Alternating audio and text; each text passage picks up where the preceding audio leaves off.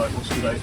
Yeah, I like the simplicity of it. The fact that the skirt's not powered and it just it goes along and pushes it in quite simply. I like the fact that you can log into the app and see where it is. It's got a camera, so if you do have a problem, perhaps a delivery driver turns up, you can move it out of the way quite quickly if it's in the way.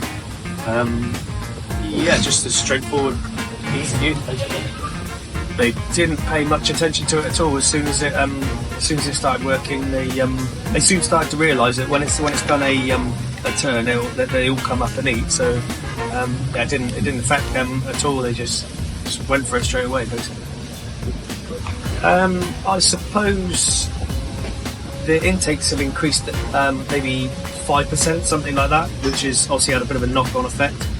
With milk yield, we're getting certainly more consistent milk yields because the silage is getting pushed in 10, 15 times a day, whatever we got it set to. Yeah, there's a saving there, definitely. I think I worked out over a year we've saved about 60 hours of pushing in with the JCP. So I guess it's pushing in the evening as well. Absolutely, when no one's willing to get up at 3 o'clock in the morning to push in. No, I don't think so. I think it's I